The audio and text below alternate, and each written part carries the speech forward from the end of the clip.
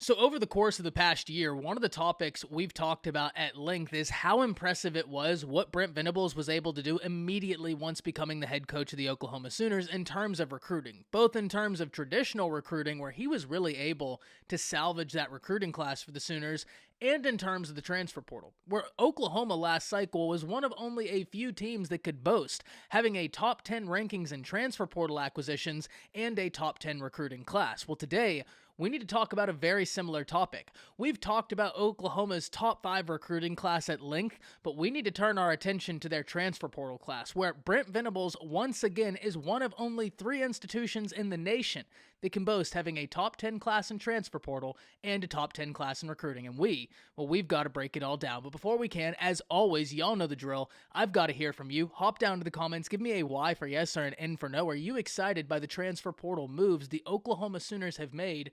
Let me know what you're thinking. If you're new to the channel, be sure to subscribe. Hit that bell notification. I do constant college football content. You don't want to miss any of it. If you enjoyed the content, be sure to like and comment down below. Those interactions are massive, and we're on a push to 20,000 subscribers. I would love nothing more than to have you a part of this unbelievable community. But having said all that, let's jump right into this. And that intro took a little bit longer than I had hoped, but what are you going to do? We're here now.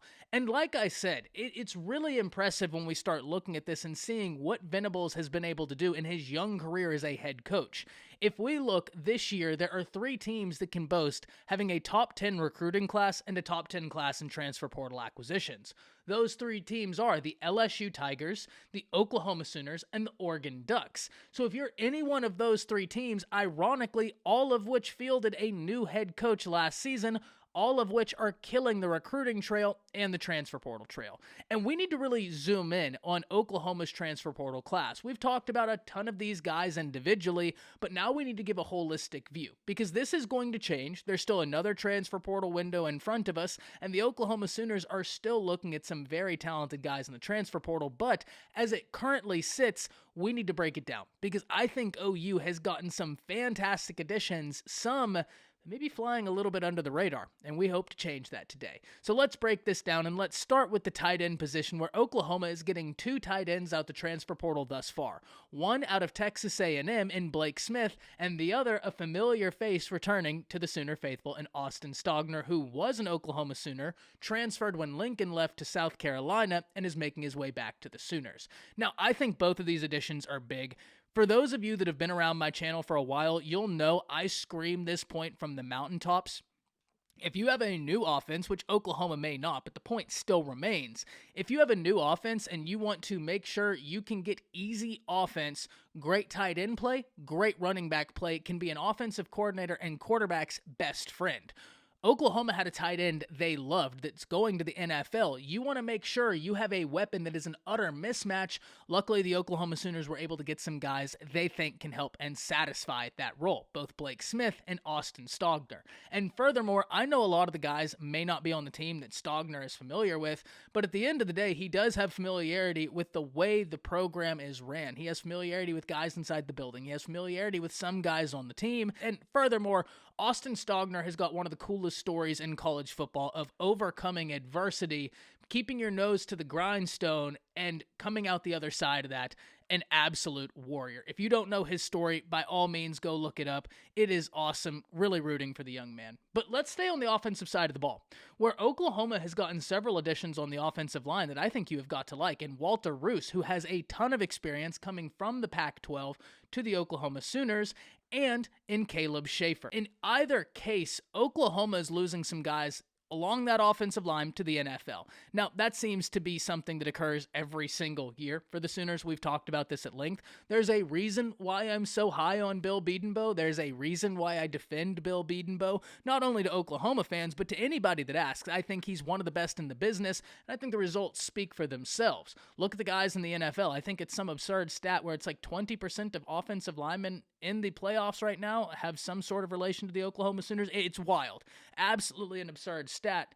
But you know you're going to be losing some guys. Now, we talked about this the other day whenever Oklahoma got in Walter Rouse, that whenever we watched that Florida State game, the offensive line played far better than I think anybody had expected. I'll be very honest. They played far better than I had expected them to against a Florida State defensive front that had been effective all year. And the Oklahoma offensive line was coming into their own, but especially when you're missing two of the top offensive linemen in the draft, that's going to be tough to ask your young guys to come in and step up, but that's exactly what they did. Even though that's true, I still think it's profoundly positive that you went out and got some guys you have faith in. Specifically, a Walter Roos, who has so much starting experience. And I'm not trying to undermine Caleb Schaefer, but you cannot replicate the starting experience Rouse has. That's something you either have or you don't, and it's one of the beautiful things that the transfer portal allows you to add in. Guys who have talent, but guys who've also seen a lot of college football, guys who have seen a lot of reps. And if you're the Oklahoma Sooners and Bill Bedenbaugh, that's what you love to get. Staying on the offensive side of the ball, we can talk about a wide receiver that the Oklahoma's got in Andrel Anthony from Michigan. We talked about this the other day. When you really dive into his stats, he's got big playability. He just didn't get a whole lot of play with the Michigan Wolverines. But whenever he did get the ball in his hands, he is a dangerous playmaker. I believe he had a long touchdown of 93 yards with the Wolverines. He stands 6 foot plus, big play wide receiver who's got an intriguing mix of size, speed, strength. I love this addition for the Oklahoma Sooners, especially when we look, and you're no longer going to have Marvin Mims. Theo Weiss isn't going to be there, but that's not to say you're absent or devoid of talent in that room. Jaleel Farouk is someone who I think we need to do a video on Farouk himself, because I love the way they utilized him in that offense, and I think he is bound for a huge year next year. But you have Gibson, you have Anderson, you have L.B. Bunkley-Shelton, you have Stoops, you have so many guys in that room, but Andrel Anthony coming in is an absolute positive, and I think anybody in the Oklahoma room would absolutely agree with that. And I know there are going to be people that roll their eyes, but punters, kickers, this is a massive part of football, and especially punters. You're dictating where the other team gets the ball. If you get a punter you like, that is a massive win, and there is no doubt about that. But now, let's officially switch to the defensive side of the ball, where Oklahoma has some additions that I absolutely love, and we're going to start in the trenches, where they've gotten a few guys, and we talked about this at length, both